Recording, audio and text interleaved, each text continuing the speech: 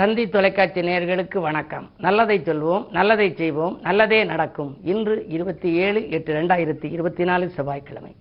ரோகிணி நட்சத்திரம் இரவு 8:48 வரை, பிறகு மிருகசீரிஷம். இன்றைக்கு நான் உங்களுக்கு சொல்ல இருக்கிற நல்ல கருத்து, நண்பர்களை நம்பும் நீங்கள் நண்பர்களையும் நம்புங்கள்னு சொல்ல போறேன். ஏன்னா இதே தலைப்பில் நான் ஏற்கனவே தினத்தந்தியில் எழுதினேன். நண்பர்களை நம்புறிய, ஆனால் நம்பர்களையும் நீங்கள் நம்பணும். நம்பர்கள்லாம் என்ன? எண் கணிதம். எண் கணிதம் ஒரு பொன் கணிதம். அதனால பெயர் மாற்றத்தினால பெரிய மாற்றங்கள் பல பேருக்கு வந்திருக்கு. பேரில் எத்தனை எண் ஆதிக்கத்தில் வச்சுக்கிறதுன்னு இருக்கு. 42ல் பேர் வைக்கலாமா அப்படின்னு எனக்கு ஒருத்தர் தொலைபேசி வாயிலாக கேட்டார். 42ங்கிறது 4 + 2 6, 6ஆம் நம்பரில் வச்சுக்கிறாரு. ஆனால் 42ங்கிற ஆதிக்கத்தில் வச்சுக்கிறாரு. சில பேர் 24ல் வச்சுக்கலாம். அதை 42 திருப்பி போட்டால் 24. அதுக்கு ஒரு பாடல் உண்டு. பொன்கணிதம் என்கின்ற எண் கணிதத்தில் புதிய பெயர் 42ல் வைத்தால் தன் வாழ்வில் முற்பாதி வளர்ச்சி ஆகும், தானாக பிற்பாதி தளர்ச்சி ஆகும். 42ல் வச்சேன்னு வச்சுங்க. முதல்ல 4 2 மடங்கா இருக்கு, அடுத்தது 2 1 மடங்கு இருக்கு. அதனால முதல் பாதி வளர்ச்சி, அடுத்த பாதி தளர்ச்சி. முன்னேற விரும்புவோருக்கு எதிர்ப்பு உண்டு, முறையாக காரியங்கள் நடைபெறாது. கண்ணேறுபடும் விதத்தில் ஒரு காலத்தில் அவங்க வாழ்க்கை அவ்வளவு திருஷ்டிப்படுற மாதிரி இருக்குமா. கண்ணேறுபடும் விதத்தில் ஒரு காலத்தில் கையேந்தி வாழும் நிலை மறுகாலத்தில். ஒரு காலத்தில் அதல பாதாளத்தில் கீழே போயிடுவாங்களாம்.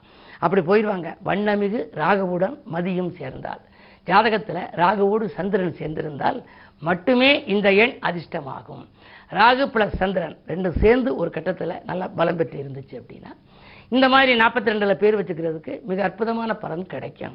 அதில் கூட இப்போ என்ன சொல்கிறாங்க, இப்போ பேரில் சரிபாதியாக பிரித்து அதில் ஒரு பக்கம் கூட ஒரு பக்கம் குறைய வந்தால் அது முன்பக்கம் குறைய வந்தால் முற்பாதி நல்லா இருக்காது, பின்பக்கம் கூட வந்தால் பிற்பாதி நல்லா இருக்குங்கிறாங்க. சின்ன எடுத்துக்காட்டுக்கு ஒரு பேர் கலாவதின்னு ஒரு பேர் வச்சுங்க. KALAVATHI. அது மொத்த எழுத்துக்களில் எண்ணி பார்க்குற போது 4 4 8 1 9 எழுத்து இருக்குது. இங்கிட்டு 4 அங்கிட்டு 4 பிரிச்சிடணும், நடு எழுத்தை விட்டுறணும். KALAன்னு போட்டால் 7 வரும். அங்கிட்டு ATHI அதை மட்டும் போட்டிங்க அப்படின்னா 11 வரும். முன்பாதி 7 பின்பாதி 11. முன் 30 வருஷத்தை காட்டிலும் பின் 30 அவங்களுக்கு ஓகோன்னு இருக்காங்க. பின் வாழ்க்கையில் கொடியேற்றி பறக்கிறாங்க. அதனால பிற்பாதி முன்னேற்றம். இப்படியெல்லாம் இந்த எண்கணிதத்தில் எத்தனையோ விதமான வகைகள் உண்டு. அவற்றையெல்லாம் உங்களுக்கு தொடர்ந்து இந்த தந்தி தொலைக்காட்சியிலே சொல்வேன் என்று சொல்லி இனி இந்திய ராசி பலன்களை இப்பொழுது உங்களுக்கு வழங்கப் போகின்றேன். மேசராசி நேயர்களே, உங்களுக்கு இன்றைக்கு யோகமான நாள். நினைத்தது நடக்கும். நீடித்த நோயிலிருந்து நிவாரணம் பெறுவீர்கள். முன்னேற்ற பாதையில் அடியெடுத்து வைக்க முக்கிய புள்ளிகளின் ஒத்துழைப்பும் உண்டு. உங்களுடைய ராசிநாதன் செவ்வாய் 3ஆம் இடத்தில். 3ஆம் இடம் என்பது வெற்றிகள் ஸ்தானம். எனவே இன்றைக்கு நீங்கள் தொட்ட காரியங்கள் எல்லாம் உங்களுக்கு வெற்றி கிடைக்கப் போகின்றது. இன்று நல்ல நாள். ரிஷபராசி நேயர்களே, உங்களுக்கெல்லாம் சந்திரன் ராசியில் குருவோடு கூடி குருச்சந்திர யோகமாக இருக்கிறார். எனவே இன்றைக்கு அரசியல் ஈடுபாடு கொண்டவர்களுக்கு நல்ல பொறுப்புகள் கிடைக்கும். பொது வாழ்வில் இருப்பவர்களுக்கு மட்டுமல்ல, சாதாரணமாக தொழில் செய்பவர்களுக்கு கூட தொழிலில் இருந்த தொல்லைகள் அகலும், குறுக்கீடுகள் விலகும். பங்குதாரர்கள் பக்கபலமாக இருப்பார்கள். நினைத்த அளவிற்கு லாபம் கிடைக்கும். இந்த நாள் நல்ல நாள். மிதுனராசி நேயர்களே, ராசியிலேயே செவ்வாய் 6க்கு அதிபதி இருப்பதனாலே இன்று கொஞ்சம் யோசித்து செயல்பட வேண்டும். அதே நேரத்தில் உங்களுக்கு வழிபாட்டிலும் கவனம் செலுத்த வேண்டும். நண்பர்களை நம்பி ஒப்படைத்த பொறுப்புகள் நடைபெறாமல் போகலாம். நிகழ்கால தேவைகள் பூர்த்தியாவது அரிது. விரயங்கள் கொஞ்சம் அதிகரிக்கும். இந்த நாளில் விழிப்புணர்ச்சி உங்களுக்கு தேவை. கடகராசி நேயர்களே, உங்களுக்கெல்லாம் அஷ்டமத்து சனியின் ஆதிக்கம். ராசியிலேயே விரையாதிபதி புதன். இன்றைக்கு நீங்கள் எதை செய்தாலும் திட்டமிட்டு செய்ய இயலாது. குறுக்கீடு சக்திகள் அதிகரிக்கும். அதிகார வர்க்கத்தினரின் ஆதரவு உங்களுக்கு குறையலாம். நீங்கள் செல்வாக்கு பெற்றவர்களாக இருந்தாலும் சில காரியங்களை முடிக்க இயலாமல் போகலாம். ஆரோக்கிய தொல்லைக்கும் ஆட்பட நேரிடும். மருத்துவ செலவு உண்டு, கவனம் தேவை. சிம்மராசி நேயர்களே, கண்டகச்சனியின் ஆதிக்கம் இருக்கின்றது. ராசியிலேயே சூரிய சனி பார்வை இருப்பதனாலே நீங்கள் எந்த நேரம் செய்ய நினைத்தாலும் செய்ய இயலாமல் போகலாம். கூட்டாளிகள் உங்களை விட்டு விலகலாம். ஆரோக்கிய தொல்லையின் காரணமாக மருத்துவ செலவுகள் கூடுதலாக இருக்கும். குடும்ப உறுப்பினர்கள் உங்கள் குணமறிந்து நடந்து கொள்ள மாட்டார்கள். திட்டமிட்ட காரியங்கள் திட்டமிட்டபடி நடைபெறாமல் போகும். இந்த நாளில் நன்மைகள் நடைபெற செவ்வாய்க்கிழமை என்பதால் முருகப்பெருமான் வழிபாடு நன்மை தரும். கன்னிராசி நேயர்களே, உங்களுக்கு எண்ணங்கள் எளிதில் நிறைவேற வேண்டுமானால் கேது பலம் உங்களுக்கு தேவை. கேது உங்கள் ராசியில் இருக்கிறார். ஆன்மீக நாட்டம் அதிகரிக்கும். கடவுள் வழிபாட்டினால்தான் இன்றைக்கு நீங்கள் காரியங்களில் வெற்றி காண இயலும். உத்தியோகத்தில் உள்ளவர்கள் விருப்ப ஓய்வு பற்றி சிந்திப்பார்கள். தொழில் செய்பவர்கள் தொழிலை விட்டு பங்குதாரர்களை விட்டு விலகி தனியாக செய்யலாமா என்று சிந்திப்பார்கள். நீங்கள் எப்படி சிந்தித்தாலும் அந்த சிந்தனைகளை வெற்றி பெறுவது சந்தேகம்தான். காரணம், ராசியிலேயே தனாதிபதி சுக்கிரன் நீச்சம் பெற்றிருக்கின்றார். பணப்புழக்கம் குறைவாகவே இருக்கும். மனதில் எண்ணங்கள் அதிகரிக்கலாம், இதை செயல்படுத்த இயலாத நாள் இந்த நாள்.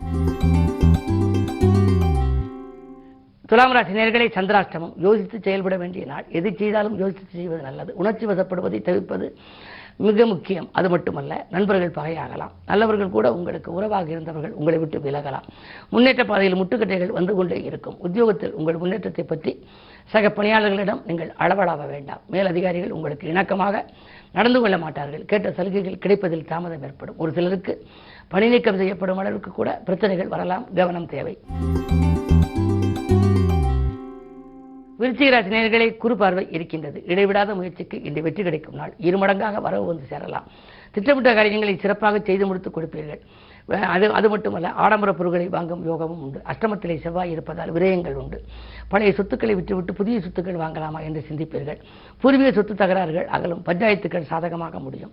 ஆரோக்கியம் சீராகி ஆனந்தப்படுத்தி உற்சாகத்தோடு செயல்படுவீர்கள். இடமாற்றங்களை விரும்புவீர்கள்.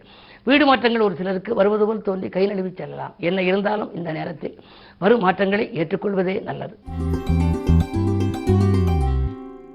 தனுசு ராசி நேயர்களே, செவ்வாய் பார்வை உங்கள் ராசிகளில் பதிகிறது. எனவே உங்களுக்கு துணிவும் தன்னம்பிக்கையும் அதிகரிக்கும். யாரையும் நீங்கள் கேட்காமல் ஒரு புது முயற்சிகளில் ஈடுபட்டு அதில் வெற்றியும் காண்பீர்கள். திட்டமிட்ட காரியங்கள் திட்டமிட்டபடி நடைபெற்று வெற்றி உங்களுக்கு வந்து சேரப்போகின்றது. வாங்கல் கொடுக்கல்கள் ஒழுங்காகும். வாரிசுகளால் ஏற்பட்ட தொல்லைகள் அகலும். இடமாற்றம் பற்றிய சிந்தனை மட்டுமல்ல, இடம் வாங்கும் யோகம் கூட உண்டு. ஒரு சிலருக்கு அயல்நாட்டிலிருந்து அழைப்புகள் வரலாம்.